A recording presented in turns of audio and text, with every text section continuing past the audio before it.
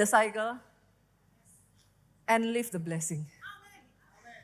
Firman yang akan mengajak kita untuk keluar dari siklus negatif.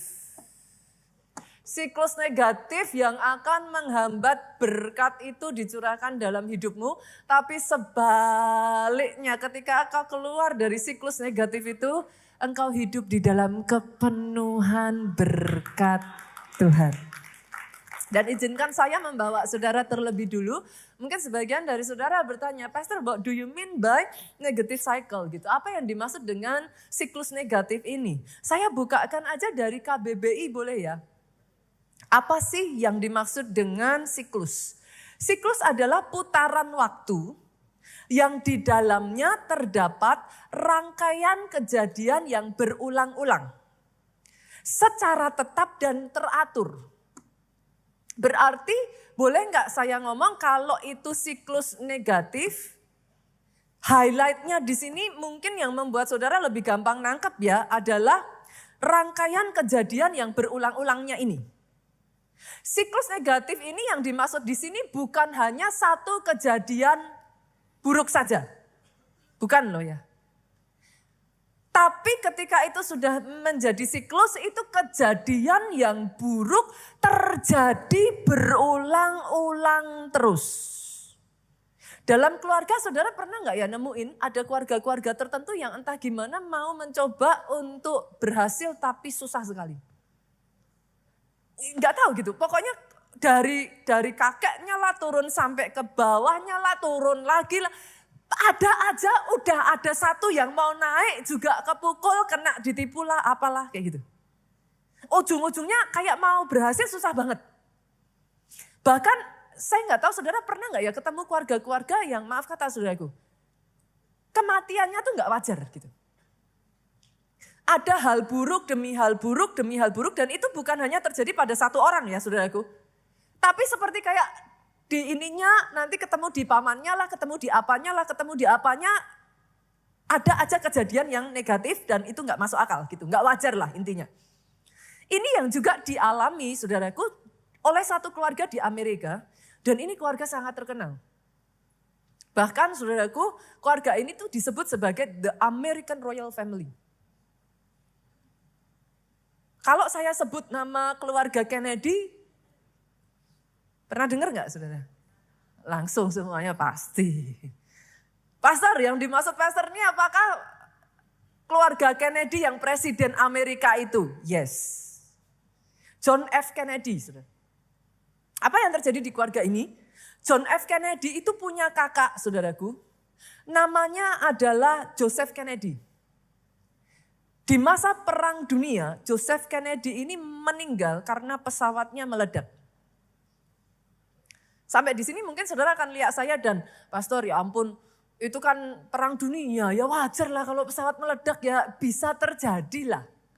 Oke ya. Turun lagi John F. Kennedy punya adik namanya Kathleen Kennedy. Meninggal karena kecelakaan pesawat di Perancis. Saudara masih akan ngomong sama saya. Kebetulan kali pastor. Oke. John F. Kennedy sendiri tewas terbunuh. Tahu dong ini cerita yang sangat terkenal. Oke ya. Ya mulai diem nih gitu. Mulai diem. Adiknya lagi saudaraku yang bernama Robert Kennedy. Sama tewas terbunuh. Sampai di sini saudara jadi, ya juga ya pastor. Anaknya John F. Kennedy, John Kennedy Jr. Sama juga saudaraku mengalami kecelakaan pesawat dan tewas. Sampai di sini kayaknya mulai mikir gitu. Kok gitu ya pastor? Keponakannya. Jadi John F. Kennedy ini punya keponakan namanya David Kennedy, overdosis narkoba. Keponakannya lagi. Ini sampai di sini saudara dah, ya juga ya. Keponakannya lagi namanya Michael Kennedy. meninggal karena kecelakaan pada saat olahraga ski. Dan semuanya meninggal di usia muda. Begitu terkenalnya kisah ini sampai kalau di Amerika, saudara cari ya, kalau di sini pun saudara googling, saudara cari, maka saudara akan menemukan. Sangat terkenal dengan sebutan kutukan Kennedy. Kejadian siklus negatif yang terulang again and again, watch out. Jangan naif, jangan saudara menganggap inilah kebetulan lah apalah, beware. Kita mau lihat. Karena saudaraku hal yang sama itu bukan hanya terjadi di dalam kehidupan sehari-hari kita ya saudara. Bahkan itu kita temukan di Alkitab loh. Terjadi dalam kehidupan salah satu keluarga yang boleh saya katakan kalau enggak disebut sebagai salah satu tokoh utama di Alkitab. Keluarga siapa Pastor? Keluarga Abraham. Saudara akan ngomong Pastor, siklus negatif apa? Ini Abraham loh, bapak orang beriman. Enggak salah Pastor, saya bawa ya. Kita lihat ya, yuk. Kejadian pasalnya yang ke-12, ayatnya yang ke-11 sampai ayat 13. Pada waktu ia masuk ke Mesir, berkatalah ia kepada Sarah istrinya. Memang aku tahu bahwa engkau adalah seorang perempuan yang cantik parasnya. Apabila orang Mesir melihat engkau, mereka akan berkata, itu istrinya. Jadi mereka akan membunuh aku dan membiarkan engkau hidup. Katakanlah bahwa engkau adikku, supaya aku diperlakukan mereka dengan baik. Karena engkau. Dan aku dibiarkan hidup oleh sebab engkau. So, kalau saudara baca kisah ini, maka mungkin sebagian dari saudara akan ngomong, Pastor, ini kan cuma kebohongan kecil ya. Sebagian dari saudara akan mungkin menyebut ini bohong putih. Ya, orang nanti kalau enggak gitu ya, bukankah ini yang disebut berhikmat? Sebagian lagi akan ngomong begitu. Ini kalau enggak bahaya loh Pastor, benar yang dipikirin Abraham. Tapi sesederhana Abraham berbohong.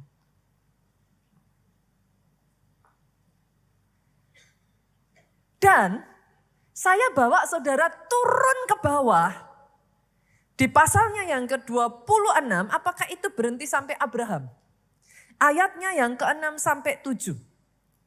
Kita lihat ya saudaraku. Jadi tinggallah Ishak di Gerar. Ketika orang-orang di tempat itu bertanya tentang istrinya, berkatalah ia, dia saudaraku sebab ia takut mengatakan, dia istriku karena pikirnya apa? Jangan-jangan aku dibunuh oleh penduduk tempat ini karena Ribka sebab elok parasnya. Dejavu enggak nih? Dari papahnya turun anaknya. Berhenti sampai di Ishak. Siapa berikutnya? Yakub.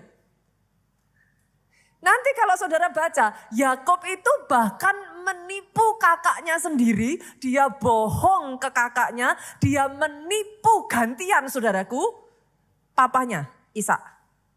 Kalau saudara buka di dalam Kejadian pasalnya yang ke-27 ayat 19, masih ingatkah saudara kisahnya bagaimana Yakub ngambil bulu domba, dioles-oleskan ke seluruh kulitnya, lalu kemudian seharusnya yang diberkati Esau, Yakub masuk ketika dipegang ayahnya, berbulu, ayahnya berpikir itu Esau. Dan berkat yang harusnya jatuh ke Esau, diambil oleh Yakub. Amazingnya lagi, kalau saudara buka, ternyata dalam dibalik skenario itu, Kejadian 27 ayat 6 sampai 8, itu Ribka. Siapa Ribka? Mamanya. Kakeknya bohong, papahnya bohong, dia bohong, mamanya bohong. Karena kejadian itu, Yakub harus lari meninggalkan kampung halamannya Pak, karena dia ketakutan akan dibunuh oleh Esau, kakaknya.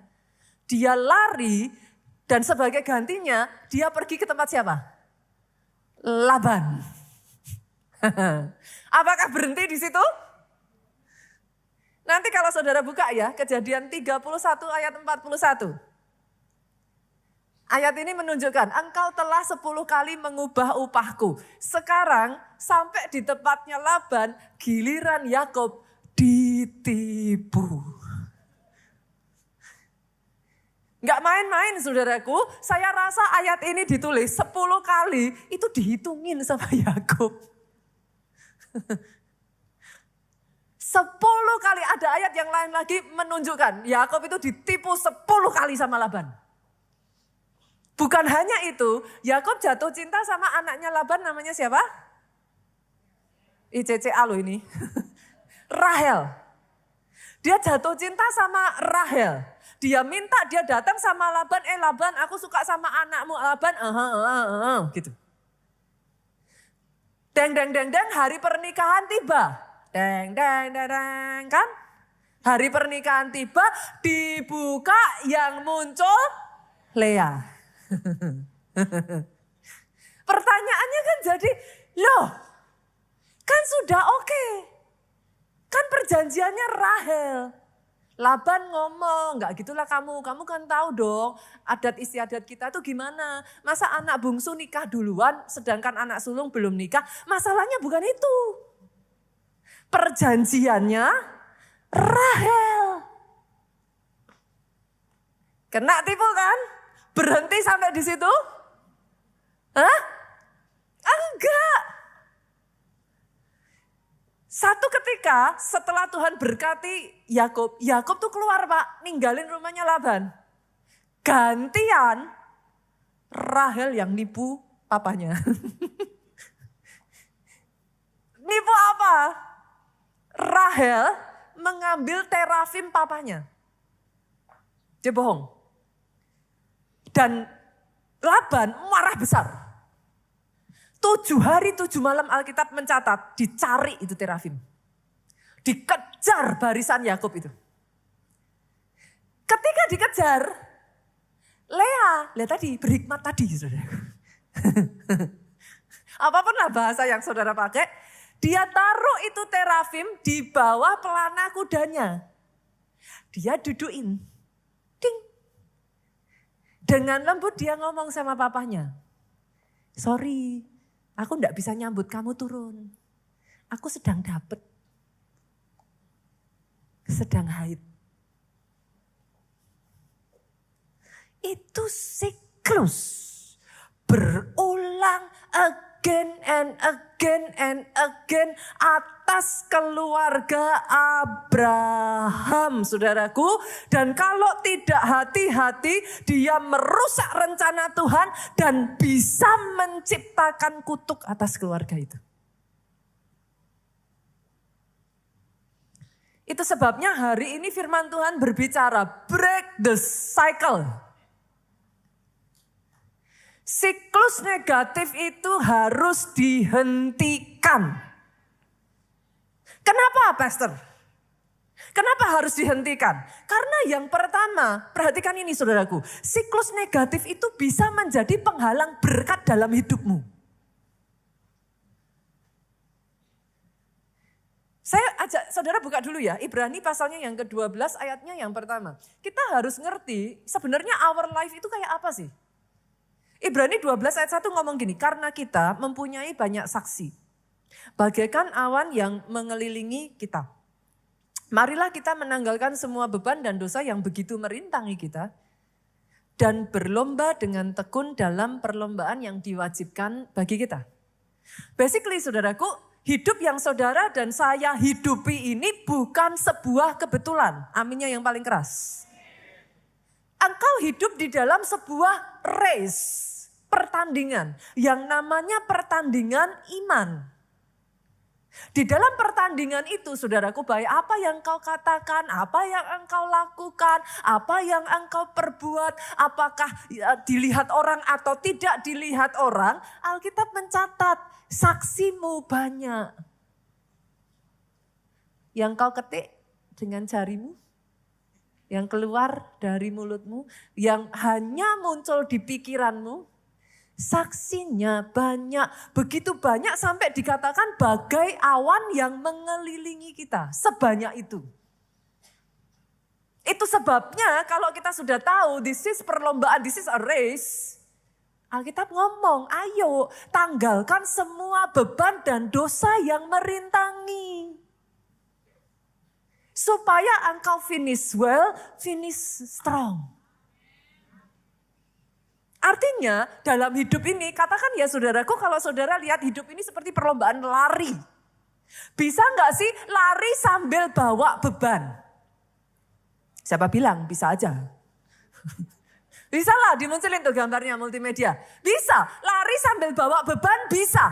Tapi larinya berat. Ya bisa aja kan kalau saudara lari tuh.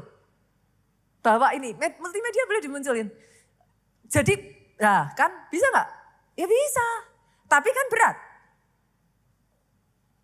Kalau saudara lari dengan kaki yang ada rantainya, bisa lari gak? Bisa. Tapi kan susah. Jadi lambat toh. Kerja keras yang sama, the amount of hard working you put, tapi hasilnya tidak seberapa.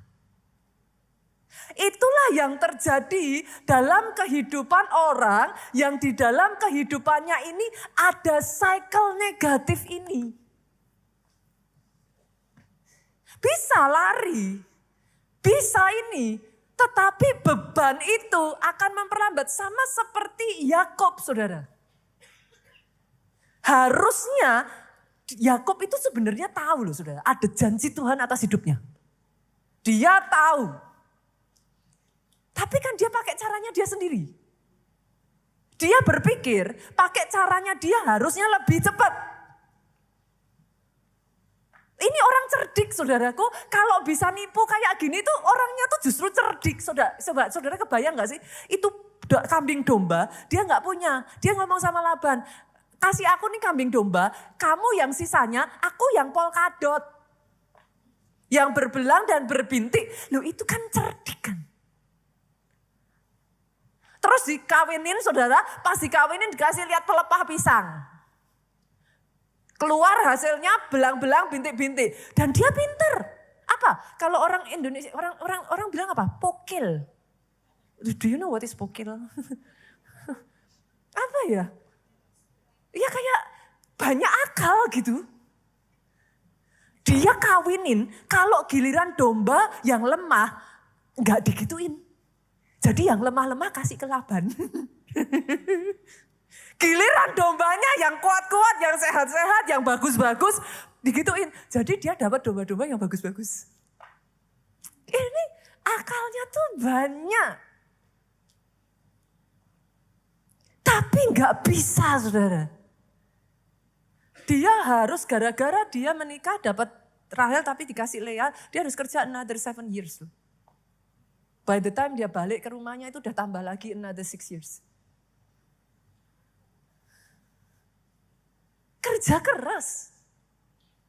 Tapi hasilnya tidak seberapa. Yang kedua, kenapa Pastor? Kok harus diberhentikan? Kenapa? Kok harus disingkirkan, dipatahkan siklus negatif itu? Karena siklus negatif kalau nggak hati-hati, perhatikan ini saudaraku. Bisa jadi warisan yang berbahaya buat generation di bawah saudara. Kita kenal istilah warisan ya? Tapi kan gak semua warisan baik. Ada warisan baik, ada warisan yang buruk. Dalam nama Yesus saudaraku, jangan tinggalkan warisan hutang. Ini yang amin cuma 2, 3, 4. Dalam nama Yesus jangan tinggalkan warisan masalah. Dan tentunya jangan tinggalkan warisan kutuk. Yakub itu tahu something is wrong. Dengan kepandaian Yakub harusnya dia itu udah jauh, saudara. Anak ini pandai. Kebayang gak sih dari kecil aja udah bisa ngakalin papanya kok. Apa kulitnya diganti pakai bulu-bulu. Dia cerdik, saudara. Apa street smart. Dia punya banyak cara. Harusnya udah sukses. Dia sadar, saudaraku. Ada siklus negatif itu berulang terus di dalam keluarganya. Dan dengar ini, saudaraku. Kalau itu tidak dipatahkan ya. Yang jadi bahaya, rencana Tuhan menjadikan Abraham bangsa yang besar itu bisa gagal dalam kehidupan keluarga itu. Sampai di satu titik dibutuhkan, gak banyak, saudara. Ada satu orang yang berdiri dengan tegas. Menolak dan memutuskan siklus itu. Saya percaya firman ini penting sekali, saudara. Ini firman dalam, nanti saya bukakan ke saudara. Saya akan bawa saudara untuk bisa melihat. Masih ingat gak? Ada satu momen di mana pada saat itu Yakub ketemu malaikat. Dipegang tuh kakinya. Dia gak lepas. Dia bergumul, saudara. Dia tahu nama Yakub, saudaraku, itu punya arti penipu. Nama Yakub itu artinya menipu yang memegang tumit karena waktu dia lahir, dia tuh kayak sebagian orang ngomong kayak racing cepet-cepetan sama Esau gitu. Jadi sejak dari perut aja itu udah rebutan, saya pengen jadi anak sulung gitu. Dia tuh lahir dengan memegang tumitnya Esau. Tumit itu sini ya. Ini lutut. Jadi dia lahir itu dengan memegang tumitnya Esau, saudara. Dan disebut sebagai yang menggantikan. Jadi dia itu just quote-quote pengganti. Itu nama Yakub. Tapi momen dia ketemu dengan malaikat itu dia tahu hanya ada satu yang bisa menghancurkan itu dari hidupnya. Itu sebabnya dia berhenti pakai caranya, dia berhenti dengan akal-akalan manusia, dia berseru sama Tuhan. Disitulah saudaraku namanya diganti dari Yakub menjadi Israel. Dari Israel lah lahir sebuah bangsa yang besar. Apa arti Israel? Dia bergumul dengan Allah. Saudara bisa lihat ya, dalam Alkitab tuh gak ada yang kebetulan, saudara. Kalau saudara baca terus ya, makanya saya bilang baca Alkitab tuh nyenengin. Semuanya itu connected. Kalau saudara bisa nemuin ya, itu kayak rasanya tuh kayak, oh gitu. Ternyata gitu. Semua connected. Dia yang bergumul dengan Allah, karena pergumulan itu dia menang, namanya diganti menjadi Pangeran Allah. Prince of God. Pangeran Allah, lihat ini sudah. Allah berjuang baginya. Bukan lagi kekuatan sendiri. Bukan lagi akal-akalan manusia. Allah berjuang baginya. Dari situ, saudaraku. Sebenarnya tuh semua tuh apa sih? Kalau mau dibilang tuh pasar kan cuma satu kebohongan kecil. Ya iya. Sorry ya saudaraku, iblis tuh sekurang ajar itu. Dia cuma butuh celah kecil ya. Sama seperti tikus itu. Kepala masuk, badan mau segendut apapun masuk. Saudara. Setelah itu dia acak-acak semua. Apa yang seharusnya meaning for happiness, meaning to be good. Dia hancurkan. Masalahnya dengan Abraham, saudaraku. Abraham itu cari caranya sendiri gitu. Pastor, kalau misalkan nih dalam keadaan Abraham, ya harusnya gimana Pastor? Memang mau gimana? Kalau saya nggak seperti itu, habislah saya. Abraham bisa loh datang minta petunjuk Tuhan. Saudara harus tahu loh yang dilakukan Abraham tepat persis sama yang dilakukan Abraham ini. Menurut saudara, Sarah tahu nggak? Ya jelas tahu orang tadi ngobrolnya sama Sarah kok. Sarah, Kamu jangan bilang ya kalau kamu istriku, kamu bilang ya kamu adikku. Dan saudara tahu kenapa? Dari situ Abraham dapat banyak harta. Loh kok bisa? Orang yang suka sama Sarah datang ke Abraham bawa upeti. Saudara cari deh di Alkitab. Abraham jadi kaya gara-gara itu. Yo, saudara mau bilang apa? Firman Tuhan minggu lalu. Puji Tuhan. Ini berkat Tuhan. Ayo. Nanti buat saudara yang firmannya apa minggu lalu? Senggol kiri kanan. Kasian deh lu, makanya ikut. Saudara bisa cari di YouTube. Buat saudara yang belum dengar firman minggu lalu, saudara cari di YouTube. Very, very, very blessed gitu. Saya sendiri juga diberkati, saudara. Ini firman 1 bulan ini ya. Saya berdoa ya. Kita tutup November ini jadi bulan kemenangan. Jadi atas kehidupan saudara. Ini yang dilakuin Abraham, Sarah tahu. Ditiru Sarah enggak? Sarah tahu dia diberikan janji Abraham akan jadi bapak banyak bangsa. Tapi dia tahu dong, dia nggak bisa hamil. Dia ngomong lah, kalau Tuhan nggak bisa mewujudkan, biar aku yang mewujudkan. Dikasihlah budaknya ke Abraham. Jadi masalah sampai sekarang. Saudara bisa melihat kecerdasan manusia tuh itu, saudara. Kalau nggak hati-hati ya, kadang kita berpikir kita lebih pintar dari Tuhan. Ujungnya hanya banyak jalan disangka orang lurus. Ujungnya menuju. Hari ini ya saudara, saya itu berdoa loh. Patahkan yuk. Jangan terus-menerus izinkan siklus negatif yang terulang itu turun dari generasi ke generasi ke generasi dan merusak semua rencana Tuhan yang indah atas kehidupanmu. Pertanyaannya sekarang, Pastor, what should I do? Gimana cara saya bisa menghentikan ini? Saya bagikan 3 poin ya, Bapak Ibu ya. Yang pertama, yuk. Pastikan saudara menyadari dan menemukan ada enggak siklus negatif itu dalam hidupmu dulu gitu. Harus tahu dulu kan nggak bisa dong. Kalau saudara mau matain, mau gimana matain kalau saudara nggak tahu gitu. Pesan saya, sadari, temukan tidak sama dengan dicari-cari. Oke ya, kata pastor tadi bilang, disuruh menyadari. Saya kayak gini tuh ya, karena memang dari atas saya tuh ada gini. Daerah saya jadi begini. Oke? Senggol kiri kanan katakan, jangan dicari-cari. Kalau enggak ada, puji Tuhan. Kalau itu ada, saudara tuh dengan mudah bisa mendetek kok actually.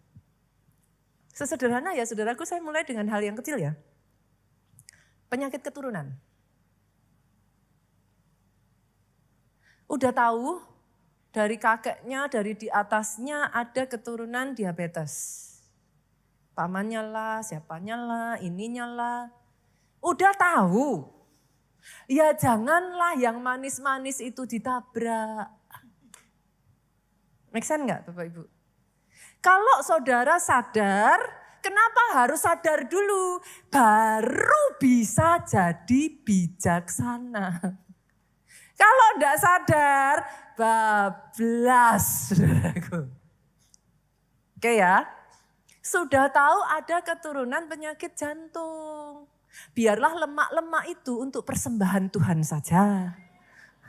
Loh ya tuh, awal mulanya kan memang enggak boleh untuk dimakan. Dalam Alkitab itu dipersembahkan. Enggak apa-apa kalau itu. Tapi kalau masuk ke sini lah itu jadi masalah. Lah ya udah ngerti ada keturunan. Pastor saya masih sehat, saya masih muda. Hidup hanya 1 kali. Ada. Saya tuh sering ngomong saudaraku. Jangan pakai nama Tuhan murahan. Enggak semua hal perlu ditengking. Masih ingat? Nah, ada yang ngomong, dalam nama Yesus Pastor, kolesterol pergi. Saudara enggak perlu pakai nama, itu terlalu cheap. Enggak usah pakai nama Yesus, benahi cara hidupmu. Case close. Sayang namanya Yesus dipakai yang enggak pada tempatnya. Ada yang lain yang perlu saudara pakai. Cukup benahi. Kalau memang sudah tahu, dalam keluarga itu kan masing-masing ada sendiri-sendiri ya saudara. Ada keluarga-keluarga itu yang sumbunya pendek. Loh benar, gampang marah. Apa, anger issue? Loh beneran loh saudaraku. Saudara cek deh. Ada keluarga-keluarga ya somehow ya saudaraku, gak kuat aja kalau ngadepi tekanan. Maaf kata saudaraku. Kadangkala jadi kayak hilang gitu. Itu dari keturunan ininya, dari yang ininya, pernah ada riwayat bahkan bunuh diri ininya dan lain sebagainya. Ini bukan sesuatu yang perlu untuk kayak ini aib pastor, ini apa. No. Sadari sehingga engkau bisa bersikap bijaksana. Kalau sudah tahu memang ada ininya, then okay. Berarti dari situ you know what to do gitu. Langkah berikutnya setelah saudara temukan, saudara sadari, hadapi siklus negatif ini dengan sikap yang benar. Maksudnya gimana? Jangan, boleh enggak sih, jangan blaming. Gara-gara papi. Pantesan saya kayak gini, ya enggak erat, turun dari mami. Blaming. Jangan salahin. Papi sih, mami sih, karena gini sih. Sekarang coba lihat keluargaku hancur. No, jangan blaming, jangan menyalahkan orang lain. Tapi yang kedua, sebaliknya Bu, jangan play victim. Lah gimana? Oh, saya kayak gini, kalau di atas saya aja nggak menang, ya nggak heran lah saya mana bisa menang. Makanya ya saya kayak gini, saya tidak berdaya. Jangan play victim. Yang ketiga boleh? Jangan ketakutan. Pastor, kakek saya itu meninggal umur 40. Kakaknya papi saya 40 meninggal. Kakek saya punya adik umur 40 juga meninggal. Sekarang saya umur 39.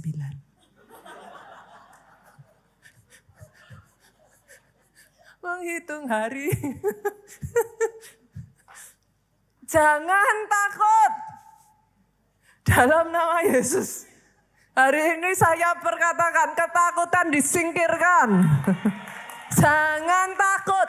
Kalau gitu pastor saya mesti gimana? Boleh gak sih yang pertama ini saudaraku?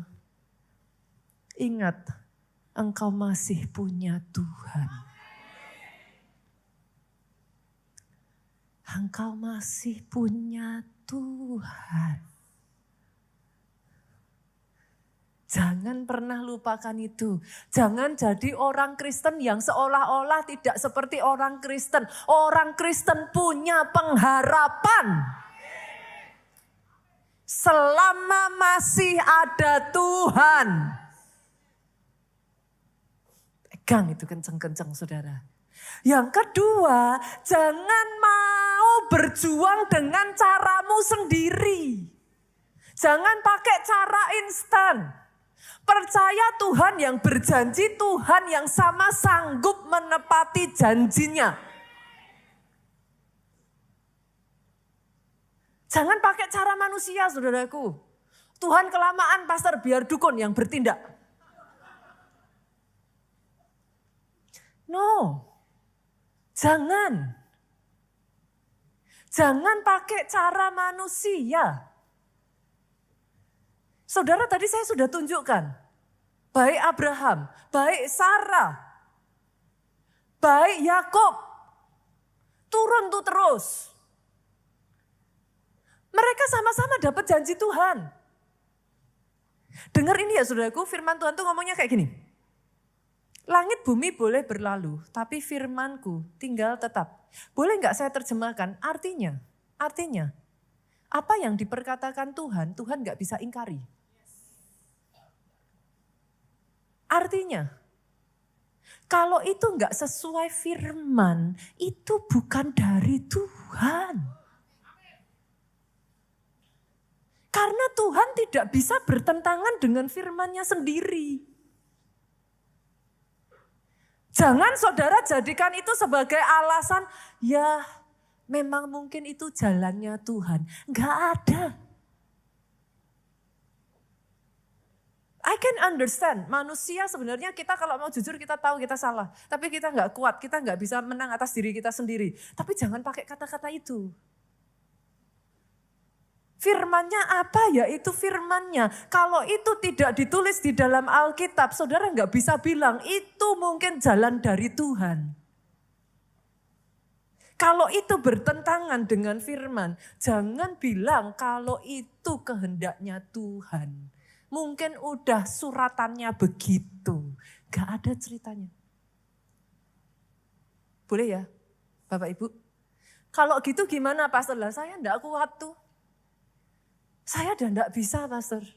Diperlakukan kayak gini terus saya udah enggak kuat. Saya enggak mampu. Hidup kita ini pertandingan iman. Yang harus diangkatin apanya? Iman. Ketika engkau sudah enggak kuat, lari sama Tuhan. Perkuat benteng imanmu. Enggak ada cara lain. Masalahnya manusia tuh mau loh bersibuk-sibuk ngerjain yang lain tapi gak pernah punya waktu berdoa. Coba renungin perkataan saya nih. Kalau sudah urusan doa kita ngerasa kayak like wasting time. Kita rasa itu kayak aduh Pastor kalau datang sama pendeta bosen aja dijawabnya doa dulu. Itu ada ayatnya saya sampai ketawa. Tapi saya gak ke situ lah anyway. Tapi banyak kadang kalau kita gak hati-hati ya saudara. Itu caranya Tuhan.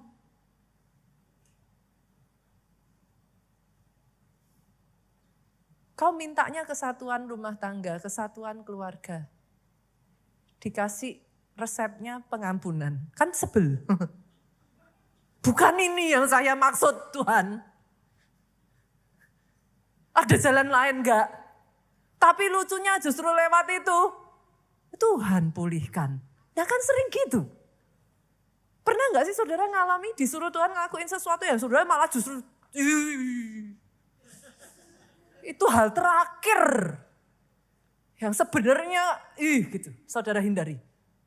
Tapi resepnya Tuhan itu bukan resep kita. Itu sebabnya kan saya berkali-kali ngomong, jalan Tuhan bukan jalanku. Pikiran Tuhan, rencana Tuhan bukan pikiranku. Sejauh langit dari bumi, jangan heran. Tapi it works. Kenapa it works? Dia tahu saudara itu dari luar sampai dalam. Dia yang ciptain, dia yang rajut itu sejak dari dalam kandungan. Dia tahu wire-nya yang harus disentuh yang mana. Kita aja manusia yang berpikir bahwa we know better. Itu. Boleh ya, Bapak Ibu ya. Yang kedua itu ya, pastikan sikapnya benar. Cara ngadepinnya benar. Yang ketiga, gak bisa tidak, harus dipatahkan. Belenggu itu harus dihancurkan. Kenapa saudara? Saudara tanam mangga, muncul buah. Buahnya harum, buahnya manis. Yang menyebabkan buah harum dan manis menurut saudara apanya? Dari pohon itu. Daunnya? Bunganya? Apanya? Akarnya. Akarnya tuh yang paling penting. Yang keluar, yang kelihatan itu buah. Yang muncul, pastor bukannya tadi pastor menyebutkan adanya namanya penyakit keturunan dan lain sebagainya. Itu yang muncul. Tapi nanti itu dari pohon yang sama, itu saudara ambil jadi anakannya, buahnya keluar sama tuh. Itu dari akarnya. Kalau itu dari akarnya, maka kalau saudara mau menghentikan, dipotong buahnya, dipotong daunnya, harus dari akarnya. Itu sebabnya kutuk itu harus dihancurkan. Itu memang harus dihentikan, saudara. Caranya gimana, pastor? Yang pertama, enggak bisa enggak. Terima Yesus sebagai Tuhan dan Juru Selamat dalam hidupmu. Harga mati. Pastor enggak salah bilang, ini kan kita di gereja. Udah terima Yesus kali. Siapa bilang? Siapa tahu saudara datang dipaksa pacar. Loh kan saya enggak tahu saudara datang di sini karena siapa? Datang dipaksa orang tua? Padahal harusnya enggak mau? Siapa tahu datang karena tersesat. Saudara ke mall, saudara bingung.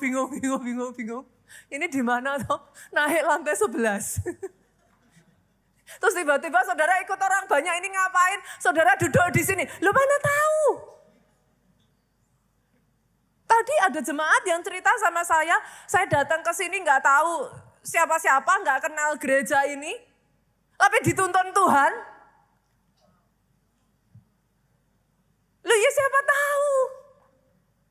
Kalau instead ada di sini yang kau belum terima Yesus sebagai Tuhan dan Juru Selamatmu, ini kesempatan yang terbaik. Jadikan dia Tuhan dan Juru Selamat atas hidupmu. Pastor kenapa? Kenapa harus Yesus? Karena di atas kayu salib itu kutuk sudah dihancurkan. Itu asal muasalnya kutuk dipatahkan. Jadi nggak ada pilihan lain memang. Gitu. Yang pertama di titik itu. Because yes, in the cross, he break it all. Itu kalau satu kali ya, nanti saudaraku saya bisa bicara ya. Pas waktunya tepat lah, ada firman yang memang bicara ke situ ya. Itu bahkan satu demi satu ya, yang ada di kayu salib itu ada lambangnya. Dalam Alkitab itu nggak ada yang kebetulan. Apakah menurut saudara kebetulan itu Yesus pakai mahkota duri? Itu semua satu persatu, dia sedang menghancurkan kutuk yang ada di Kejadian itu. Saudara baca satu-satu tuh, onak duri dan apa segala macam. Alkitab tuh nyenengin, senggol kiri kanan, baca Alkitab. Alkitab itu nyenengin, beneran. Itu kalau saudara ketemu kayak puzzle itu loh saudara, kayak iya ampun kadang di titik-titik tertentu tuh ya, saudara nanti kalau udah mahir ini ya, itu saudara kayak yang wow gitu.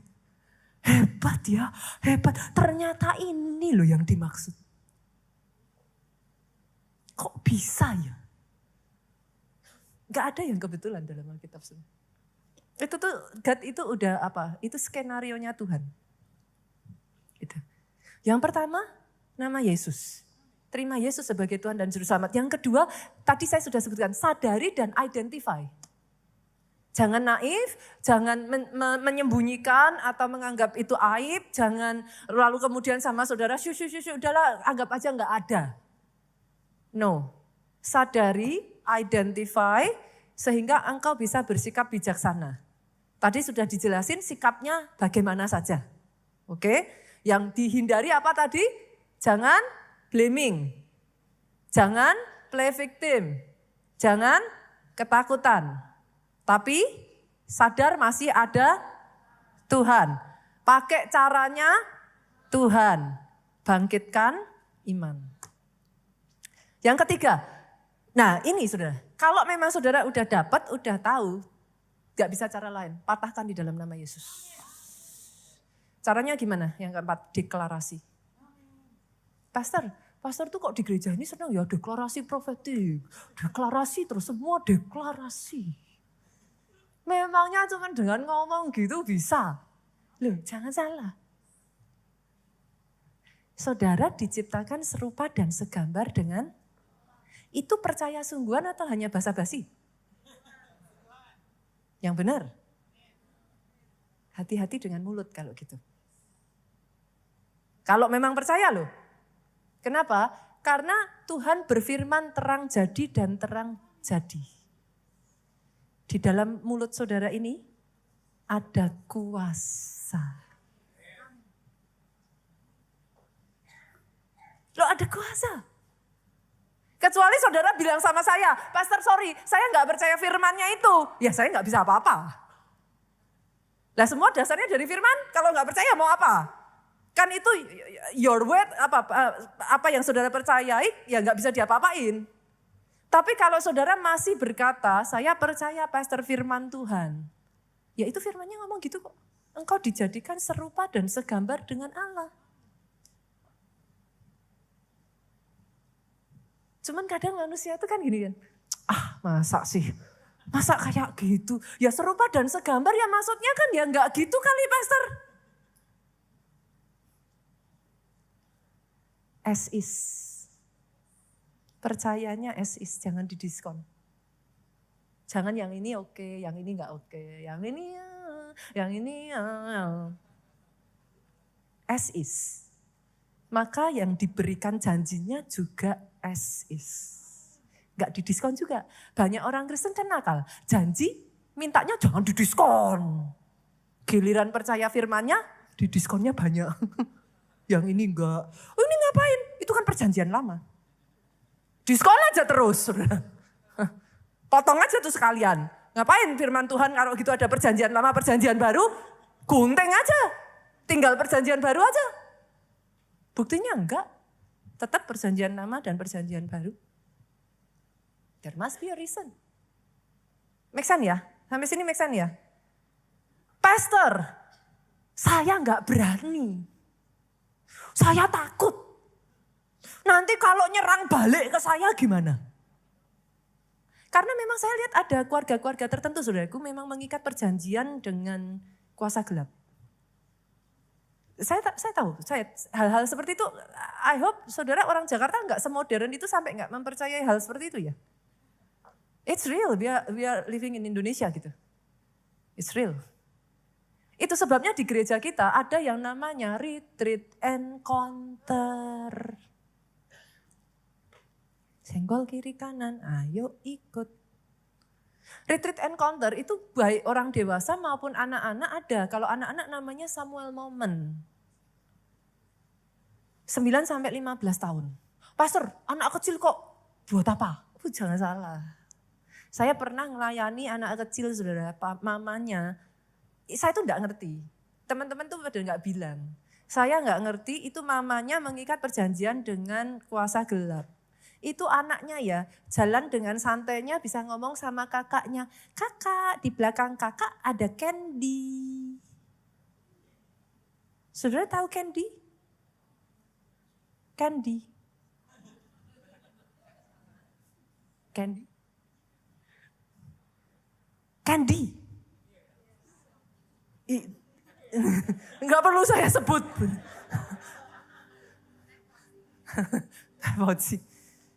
Ya, saya nggak ngerti. Waktu saya mulai ini anak ini nggak biasa loh ini sebenarnya. Itu saudara jangan anggap anak-anak kecil nggak ini ya saudara. Saya nanganin yang kasus-kasus berat loh. Dan jujur kalau melayani anak kecil, makan hati saudara. Kenapa? Jujur, saya harus jaga hati. Karena kalau nangani anak kecil, kepengen nyekek orang tuanya saudara. Bener. Karena kalau buat saya ya, kalau orang dewasa itu kan ya you do what you do, it's your responsibility.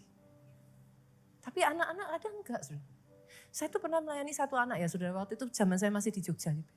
Itu saya sampai merinding saudara, cerita aja saya tuh setiap cerita aja masih ini. Itu anak baik banget. Dia tuh deketin saya ya saudaraku, bahkan setelah selesai khotbah ya. Saya tuh gak minta loh saudara, saya dibikinin itu loh, roti oles. Dia bisa inisiatif sendiri bikinin saya, terus datengin saya, terus dia bilang, Pastor Pastor makan, tadi pastor udah khotbah, terima kasih ya pastor khotbahnya. Saya merinding saudara. Dia ngajak saya bicara, pastor boleh gak saya minta?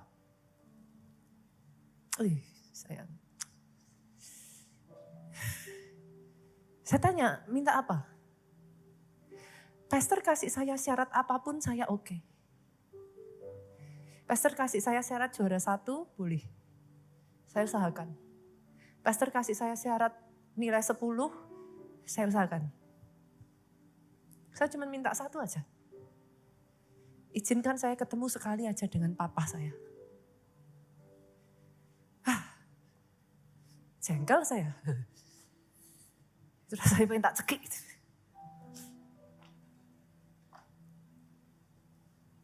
Just because mereka masih anak kecil ya. They know. Mereka tetap bisa dilukai, hatinya bisa kena. Bahkan many of them, mereka menyalahkan diri mereka loh.